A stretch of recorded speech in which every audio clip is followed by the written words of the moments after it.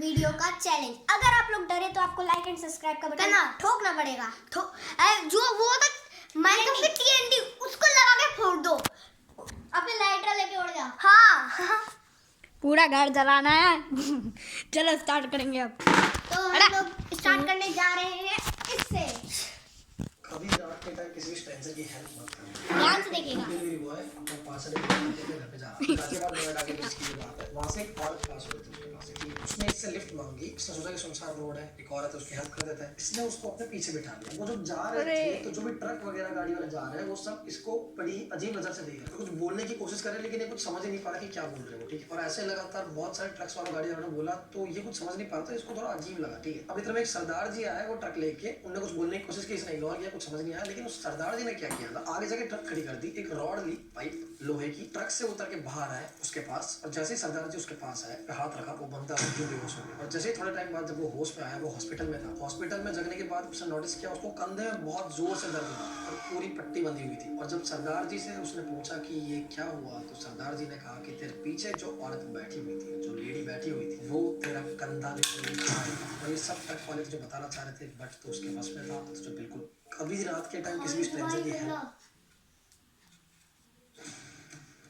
ये क्या है? ऐड के ब्रेक के बाद मिलते हैं।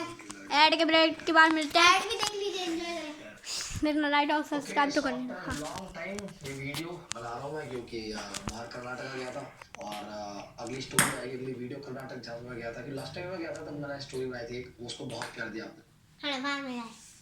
कभी रात के इस दुनिया की सबसे श्रापित किताब जो खुद शैतान ने लिखी है, बुक का नाम मैं एंड में बताऊंगा, पहले इसके दिमाग हिला देने वाले सच जान लो। इस बुक को लाइव एनिमल की स्किन पर लिखा गया था और ये रिक्वेस्ट की थी लूसीफर कि वो ये बुक तभी कंप्लीट करके देगा जब उसे फड़फड़ाती हुई जिंदा जानवरों की स्किन से चमड़ा निकाल कर उसे दिया जाए। इस किताब का टोटल वेट 74 kg है और इसमें टोटल 700 पेज है और ये सब एक दिन में कंप्लीट किया गया था। Can you imagine? वैसे तो इसकी बहुत सारी स्टोरीज है, लेकिन ऐसा माना जाता है कि इस किताब को एक मॉन्क कंप्लीट कर रहा था, लेकिन जैसे ही वो किताब कंप्लीट होने वाली थी उसकी तबीयत खराब होने लगी। क्योंकि उसे एनी हाउ इस किताब को कंप्लीट करना ही था, उसने डील की लूसीफर से। और ऐसा माना जाता है कि लास्ट के 10 पेजेस लूसीफर ने लिखे हैं। ऐसा माना जाता है कि उसमें जो भी नॉलेज है वो आज तक इंसान के पास नहीं आया, जैसे मरे हुए को जिंदा करना, शैतानी शक्तियों को आपकी आत्मा के साथ डील करके यूज करना और भी बहुत कुछ। मजाक नहीं है, क्योंकि आज भी इस बुक को नेशनल लाइब्रेरी ऑफ स्वीडन में रखा गया। एंड लास्ट 1 वीक से मैं इसी बुक पर रिसर्च कर रहा हूँ। इस बुक का नाम है कोडेक्स जिगास। तो चाहे मुझे पाताल में भी जाकर इस पर एक डेडिकेटेड वीडियो लानी हो, मैं लाऊंगा अगर आप कमेंट कर।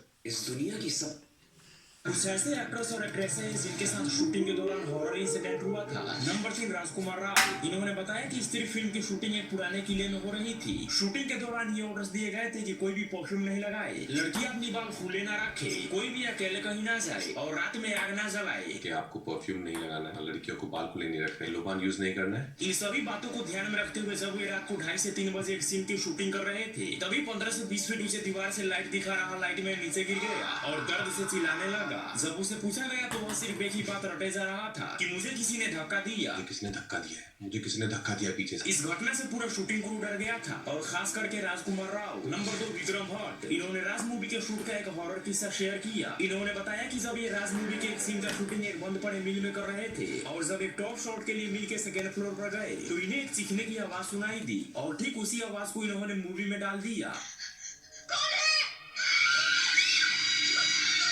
कुछ ऐसे एक्ट्रेस और एक्ट्रेसेस अगर तुम्हें कभी भी रास्ते पर कोई चप्पल पड़ा हुआ दिखे तो उसको चुराकर अपने घर मत ले आना, वरना फिर जो तुम्हारे साथ होगा वो तुमने कभी सपने में भी नहीं सोचा होगा। तो मेरे एक सब्सक्राइबर आलोक को एक दिन रास्ते पर एक ब्रांड न्यू चप्पल पड़ा हुआ दिखता है, तो फिर वो उसको उठाकर अपने घर ले आता है। लेकिन जैसे ही वो उस चप्पल को पहनता है तो लेफ्ट वाले चप्पल में बहुत सारे छोटे छोटे पिन चुभे हुए थे, जिसकी वजह से आलोक के पैर में वो पिन घुस जाता है एंड आलोक का पूरा पैर खून ही खून हो गया था एंड उसको बहुत ज्यादा पिन होने लगता है। फिर आलोक के घर वाले आलोक को एक डॉक्टर के पास लेके जाते हैं एंड उसके बाद आलोक को थोड़ा बहुत आराम मिलता है। लेकिन उस दिन के बाद से आलोक का लेफ्ट वाला पैर धीरे धीरे बिल्कुल ही काम करना बंद कर देता है। फिर इसके बाद जो आलोक के पेरेंट्स थे वो बाबा में बहुत ज्यादा बिलीव करते थे, तो फिर वो आलोक को एक बाबा के पास लेके जाते हैं। फिर वो बाबा बताते हैं कि आलोक ने जो चप्पल पहनी थी वो किसी ने अपनी बला उतार कर ब्लैक मैजिक करके फेंकी थी और जैसे आलोक ने वो चप्पल पहना तो वो बला आलोक के ऊपर आ। अगर तुम्हें कभी भी रास्ते पर दोस्तों क्या कोई मरने के बाद फिर से जिंदा हो सकता है? आइए देखते हैं पुनर्जन्म की सच्ची घटना से। आप ये जो अपनी स्क्रीन पर छोटी सी बच्ची देख रहे हो, इसका नाम श्रेषा है और इस बच्चे की उम्र 3.5 साल है और जन्म गुजरात के सूरत में हुआ है। जब ये लड़की पैदा हुई तो घर वालों ने इसका नाम कुछ और ही रखा था, लेकिन जैसे ही इसने बोलना शुरू किया तो इसने अपना नाम श्रेषा बताया और बताया कि मेरा घर अमेरिका के कैलिफोर्निया में है। घर वालों के होश तब उड़े जब उन्होंने देखा कि ये बच्ची जो कुछ भी खाती है चम्मच से खाती है। शुरुआत में इसने अंग्रेजी के छोटे मोटे शब्द बोलना शुरू किए तो लोगों को इस पे शक हुआ, लेकिन कुछ समय बाद ये पूरी अंग्रेजी बोलने लगी और वो भी वैसी अंग्रेजी जो विदेशों में बोली जाती है। पहले आप इसका वीडियो देखो।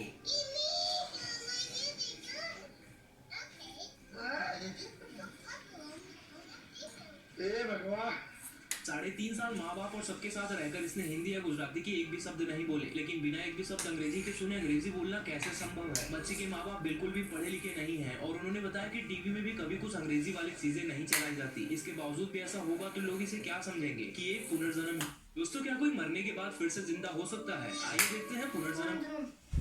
अगर आप भी रात को फोन चलाते हो तो कृपया करके थोड़ा सा केयरफुल हो जाओ। जापान की एक लेडी जिसका नाम था फ्रुथनो और वो रात को फोन चला रही होती है तकरीबन 1 बजे, जो अपने दोस्त के साथ बात कर रही होती है। बात तो नॉर्मल हो रही होती है, तभी उसे सुनाई देता है गाना और जैसे ही वो अपनी खिड़की के पास जाती है तो वो बाहर जो देखती है वो आप भी सुनकर हैरान हो जाओगे। वो देखती है कि उसके घर के बाहर एक सफेद कलर की साड़ी में एक लेडी गाना गा रही होती है और वो ये देख के इतना डरती नहीं है। वो अपने दोस्त को मैसेज में बताती है कि हमारे घर के बाहर एक लड़की खड़ी है। तभी उससे इसका दोस्त बोलता है कि अपने घर के अंदर जाओ और अपने खिड़की अंदर दरवाजे लॉक कर दो और कहीं छुप जाओ। वो उसकी बात मान लेती है और अपने घर के अंदर चली जाती है और खिड़की दरवाजे बंद कर देती है। फिर वो उससे मैसेज करके पूछती है कि तुम ऐसा क्यों बोल रहे हो, और वो लड़का बोलता है जिसे तुम लेडी बोल रही हो वो एक लेडी नहीं, वो सिर्फ में एक चुड़ैल है। और वो ऐसे ही सबको अपना गाना सुनाती है और जो इसके साथ उसका गाना गा दे तो वो उसे अपने साथ ले जाती है। ये सुनकर लड़की एकदम से घबरा जाती है और अंदर ही अपने आप को लॉक कर सुबह। अगर आप भी रात को फोन चलाते, हमारे सोलर सिस्टम का सबसे बड़ा तारा यानी अगर आप भी रात में देख रहे हो तो मत देखो, डर लगेगा। ठीक है, अलविदा दोस्तों। अलविदा। रुक जा भाई। अरे अलविदा किस बात का? तो गाइस इन लोगों को बताया था कि मैं इनको क्या था लास्ट वाला, तो लाइक एंड सब्सक्राइब कर देना। तब तक के लिए गुड बाय।